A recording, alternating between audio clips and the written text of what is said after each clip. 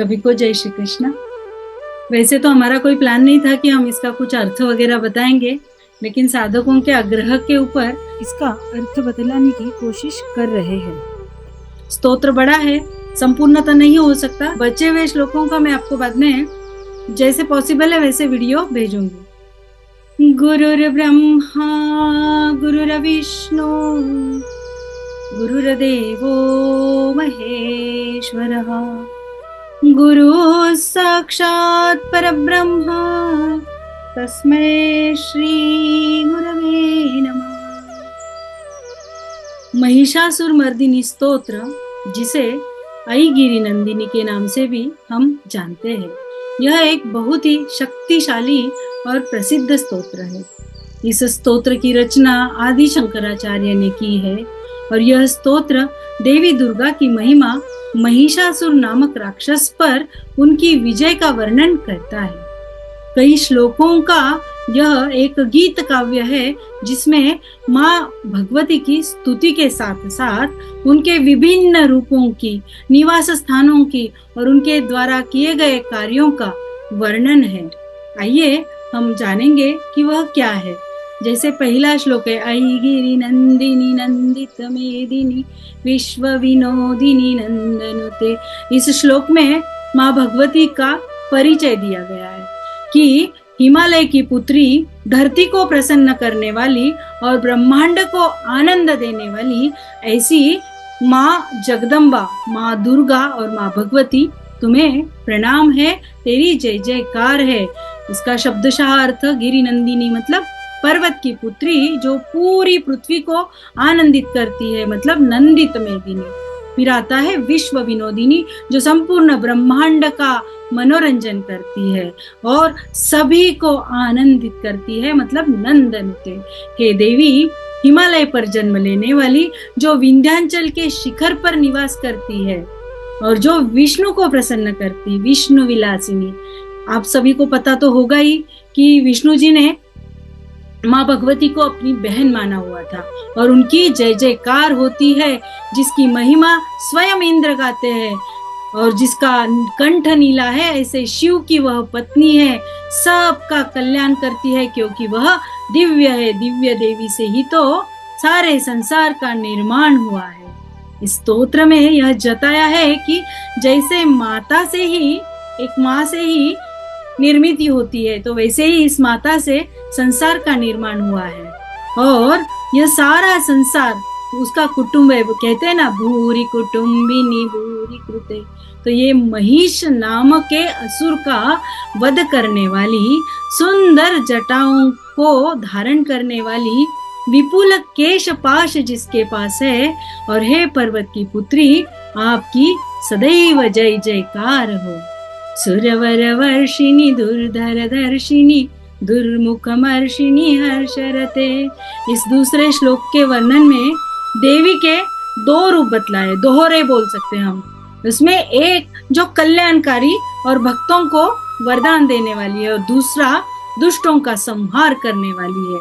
इसका अर्थ ऐसा आता है कि आपने, मतलब माँ, आपने देवताओं पर वरदानों की वर्षा की है, दुर्धर नाम के दुर्जय राक्षसों को, जिन पर कोई कभी विजय नहीं पा सकता है, ऐसे दुर्धर नाम के राक्षस जो जिन पर जीतना मुश्किल ही नहीं नामुमकिन था, उन पर जीत हासिल की है। दुर्मुख, जिनके मुख से गंदगी या गंदी बात निकलती है, ऐसे सभी राक्षसों को संहार करने वाली और स्वयं आनंद में रहने वाली, तीनों लोकों का पोषण करने वाली, शंकर को प्रसन्न करती है, किल्विष मतलब पापों को नष्ट करती है और तमोगुण का नाश कर घोष में लीन नहीं रहती है, नाद में लीन रहती है।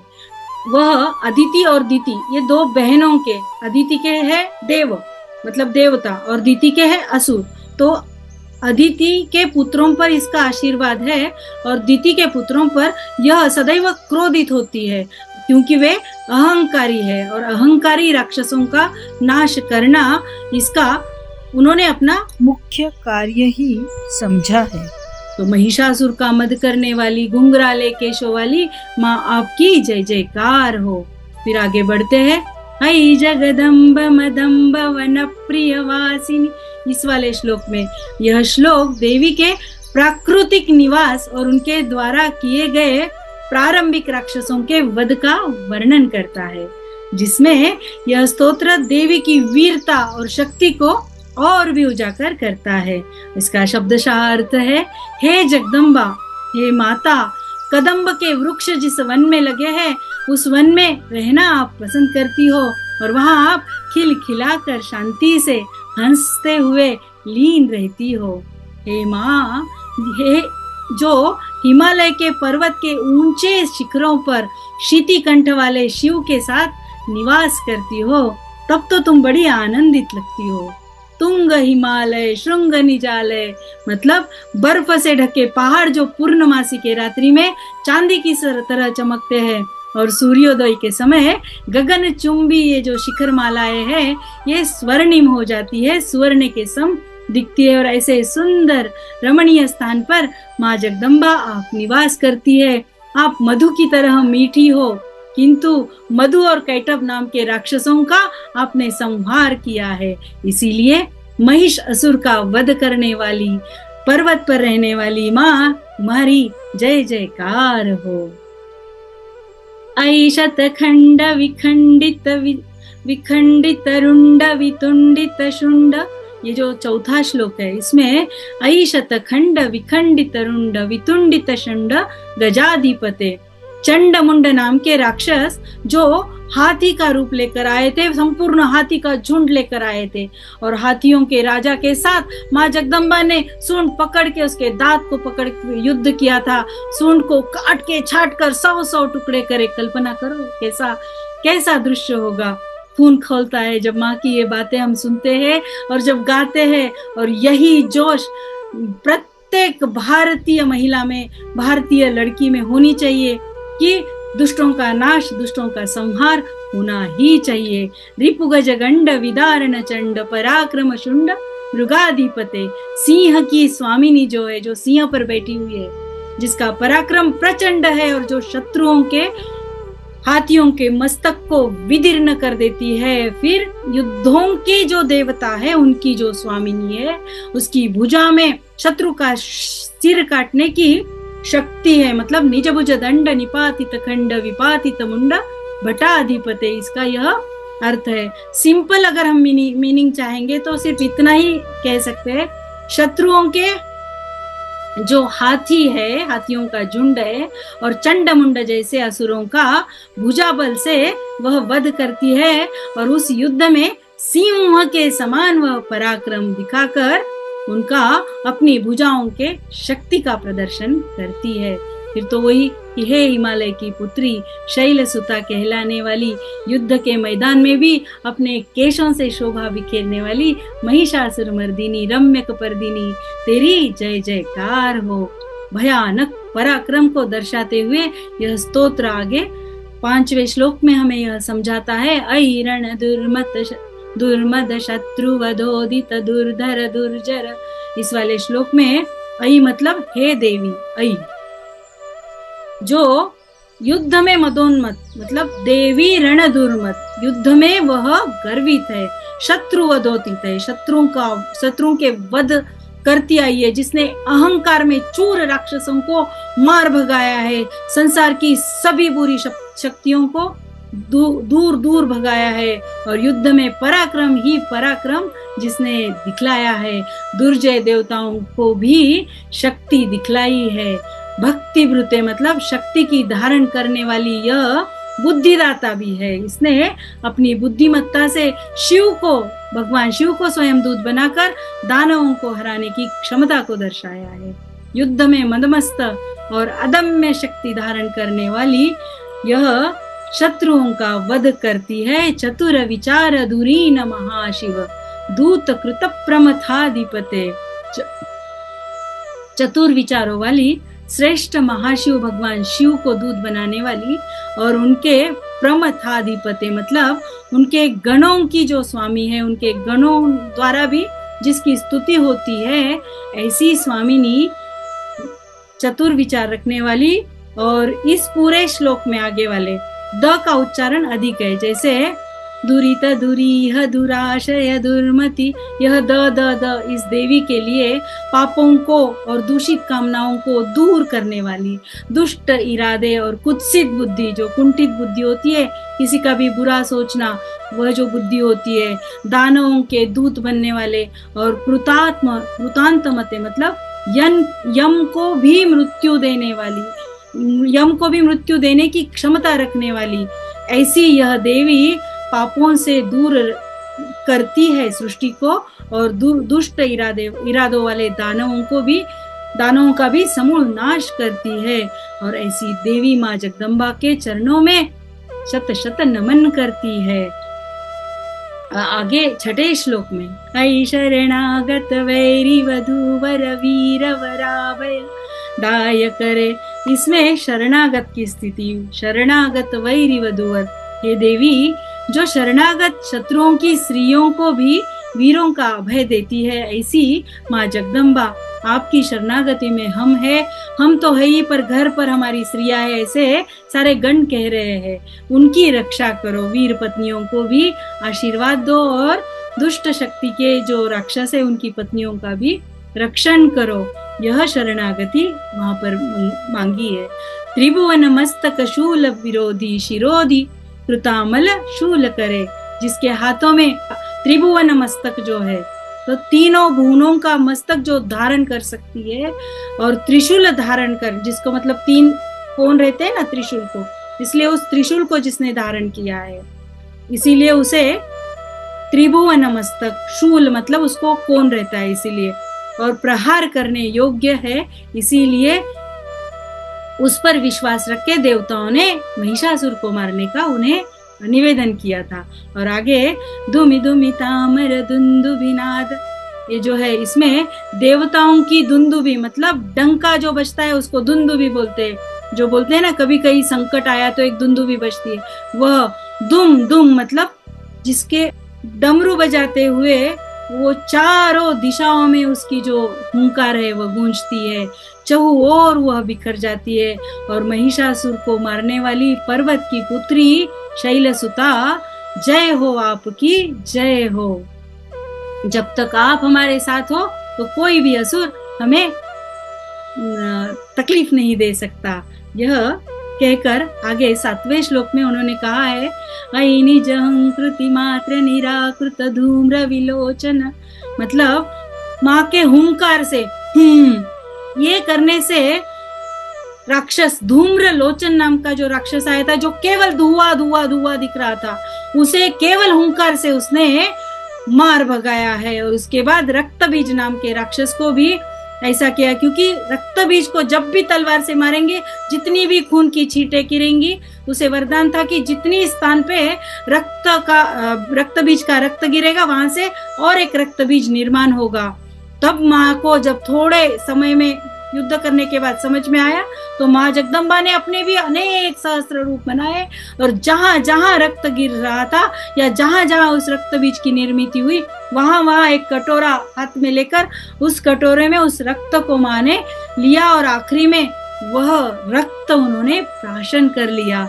और ऐसा करके उन्होंने उस रक्त बीज का नाश किया, और फिर शुंभ निशुंभ इस दैत्य को भी उन्होंने नाश किया। वो कैसे? अपने बल से भूत प्रेतों को तृप्त करने वाली महिषासुर मर्दिनी, इसने शुंभ निशुंभ का भी मर्दन किया। धनुरनुशंगर नक्षण संग, इसमें युद्ध का वर्णन दिया है। चारों तरफ से शत्रु आए हुए हैं युद्ध भूमि में, जिसके हाथ में कंगन जैसे धनुष चमकते। लोगों को कंगन पहनना अच्छा लगता है, लेकिन माँ जगदम्बा को कंगन के समान धनुष हाथ में ले, जिसके तीर सोने के हैं, और वह तीर शत्रुओं को विदूर्ण करने की क्षमता रखते हैं। हाथी, घोड़ा, पैदल, रथ, चारों प्रकार की सेनाओं को साथ में लेने वाली अनेक रंगों वाले आसुर वहां आए थे। किसी की गर्दन बड़ी तो किसी का सिर बड़ा, किसी को सिर ही नहीं, ऐसे अनेक प्रकार के आसुर अनेक प्रकार की ध्वनि करते हुए वहां पर आए थे। असुरों का नाश किया है और सबकी ताकत खत्म करके धनुष्य के टंकार का एक सुंदर वर्णन इस वाले श्लोक में दिया है। तो विजुअल करो आप लोग आंखें बंद करके कि क्या दृश्य होगा। इतने प्रकार के असुर और माँ के हाथ में एक धनुष जिसका तीर सोने का है और वो सबका नाश करते जा रही है। और यह मोस्ट मैजेस्टिक रूप ऑफ माँ दुर्गा, ये हम कह सकते हैं संपूर्ण विश्व को अपने भीतर समा लेने वाली माँ, हम तेरी स्तुति करते हैं, हम तेरी जय जयकार करते हैं। आगे ये जो 9वां श्लोक था ना, सुरललना तथे, इसमें कुछ नहीं, इसमें नृत्य का ही वर्णन दिया हुआ है। तथे इन शब्दों से जुड़ के कुकुथ इस नाम का यह नृत्य यह माँ कर रही थी, जिसमें वह गंभीरता से लीन थी। ऐसी ही पर्वत की पुत्री तुम्हारी जय जयकार हो। आगे जय जय जप्य जय जय शब्द पर स्तुति तत्पर, मतलब जय जयकार करने और स्तुति करने वाले समस्त विश्व द्वारा नमस्कृत अपने नुपुर की झंझन और झिंझिम इन शब्दों से भूतपति महादेव को मोहित करने वाली। इसमें झा शब्द का बड़ा कमाल है। पायल जो माँ के चरणों में है और जहाँ बजती है वहाँ शिव के समस्त गणों को भी, साथ में महादेव को भी प्रसन्नता ही देती है। यह झण झण जो शब्द है ना, वो बड़ा ही सुंदर है। अगली पंक्ति में न शब्द का उच्चार बहुत बार आता है। तो यह अर्धनारी नटेश्वर का ये जो रूप है, आधी नारी और आधा नर, यह संपूर्ण रूप भी वो माँ दुर्गा का ही है। उसे नट की भूमिका भी करना है, नायक की भूमिका भी, नटी नट नायक सभी भूमिका उसको करना है। शिव भी वही है, पार्वती भी वही है, दोनों में कोई भेद नहीं है। जब बात शिव की आती है तब कहते हैं पार्वती भी वही है, शिव भी वही है, दोनों में कोई भेद नहीं। तो शिव प्रकृति और पुरुष इसका मिलन अर्थात अर्धनारी नटेश्वर, मतलब पूरी सृष्टि फेमिनाइन एंड मस्कुलाइन एनर्जी से पूर्ण है। मतलब सांख्य दृष्टि से अगर हम देखें, पुरुष तत्व को ईश्वर कहते हैं और स्त्री तत्व को प्रकृति, और दोनों ही तत्व हमारे भीतर समाये हुए हैं। पुरुष और प्रकृति का यह सारा नृत्य हो रहा है, जिसे सारा संसार देख रहा है। नृत्य मतलब एवरीथिंग चेंजिंग, सब चेंज हो रहा है, क्योंकि कभी एक स्टेप में नृत्य नहीं होता ना, बार बार उसकी स्टेप बदलती है। वैसे हर सेकेंड में, हर मिनट में सब कुछ बदलता है। इस संसार में कुछ भी नित्य नहीं है। हे महिषासुर का मर्दन करने वाली, अपने बालों की लता से हमें आकर्षित करने वाली पर्वत की पुत्री, तुम्हारी हम वंदना करते हैं। अब अंतिम श्लोक लेती हूँ और फिर मैं रुकूंगी। ऐ सुमन सुमन सुमन, ये सुनने को भी कितना अच्छा लगता है। सुमन मतलब पुष्प, इसमें मतलब फूल, और फूल जैसी ही हमारी माँ भगवती। सुमन जैसे खिलता है ना, वैसे ही माँ खिलती है। उसकी कांति के साथ अति सुंदर मन से युक्त ऐसी रात्रि के समय चंद्रदेव की आभा में वह आश्रय लेती है और उसका भी सौंदर्य फीका लगता है। सुनयन विभ्रमर भ्रमर, जैसे उसके भ्रमर है ना, पुष्प के खिले हुए फूल के आसपास मंडराते, वैसे ही माँ के आसपास ये सब ठमकते हैं, जिसके नयन भ्रमर के जैसे तीखे हैं। काले भौरों के समान सुंदर नेत्रों वाली, महिषासुर का मर्दन करने वाली, अपने बालों की लता से आकर्षित करने वाली, हे पर्वत की पुत्री, तुम्हारी जय जयकार हो। इस स्तोत्र का पाठ करने से भय, नकारात्मक ऊर्जा और जीवन के कष्टों से मुक्ति मिलती है। यह भक्तों में शक्ति, साहस और आत्मविश्वास बढ़ाता है। अब यहाँ तक तो मैंने आप लोगों को जो कथाओं में बतलाया वो बताया कि जो पौराणिक कथा है, महिषासुर मर्दिनी स्तोत्र किस पर लिखा है, किस किस राक्षसों का वध किया है। लेकिन अब थोड़ा स्मार्ट चिंतन में से दो ही लाइन में बताऊंगी। महिष असुर, महिष मतलब भैंस है ना, भैंस किस रंग की होती है? काले रंग की। तो यह भैंस हमारे शरीर के अंदर भी एक अनकॉन्शियस माइंड है, सबकॉन्शियस माइंड। वह बड़ी शक्ति होती है, इनमें बड़ा जोर होता है। और इस असुर को हमारा मन, जो हमारा कॉन्शियस माइंड है, जिसको हम देवी बोल सकते हैं, और ये देवी और ये दानव सब कॉन्शियस माइंड में जो षडरिपु है उसको नाश करने का जो दिन रात मंत्र चला है, इसके लिए यह महिषासुर मर्दिनी का पाठ करते समय हमें यह अवश्य ही याद रखना चाहिए कि महिष असुर वो तो है ही, वह भी सत्य है, लेकिन यह सत्यता भी उतनी ही है कि हर इंसान के अंदर एक महिष असुर है, वो उसका सब कॉन्शियस माइंड है। भगवद गीता में 16वें अध्याय में चेकलिस्ट दी है, 26 दैवी गुण और 6 आसुरी गुण। कौन भारी है? 6 आसुर। तो वैसे ही हमारे अंदर के मन पर हमें काबू लाना है, तो हमारे अंदर के कॉन्शियस माइंड को हमें जागरूक करना है, सात्विकता बढ़ाना है, साधना करना है, गान करो, सगुण रूप की उपासना करो, निर्गुण रूप की करो, स्तोत्र पाठ करो, कुछ भी करो, सेवा करो, गौ सेवा करो, लेकिन कुछ जरूर करो और अपनी कुंडलिनी शक्ति को जागृत करके सारी साधना को आत्मसात करो। सभी का जय श्री कृष्ण। बहुत ही सुंदर और बहुत सरल तरीके से कविता दीदी आपने सबको अर्थ समझाने की कोशिश की है और सबको समझ में भी आया होगा। बहुत ही सरल तरीके से था और बाकी के श्लोकों के अर्थ आप वीडियो द्वारा बाद में भेज देंगे, है ना जी? हाँ, तो अभी हम लोग 10 श्लोक तक के अर्थ देखे थे और उसके आगे के भी जो है आपको वीडियो में मिल जाएंगे उनके, कविता दीदी के। तो आसान तरीके से उन्होंने बहुत ही आसान तरीके से हमको बताया है। उपासना दीदी। जी दीदी, आपके पास दीदी। जय श्री कृष्ण सभी को। बहुत सुंदर विवेचन का हमने रसपान किया।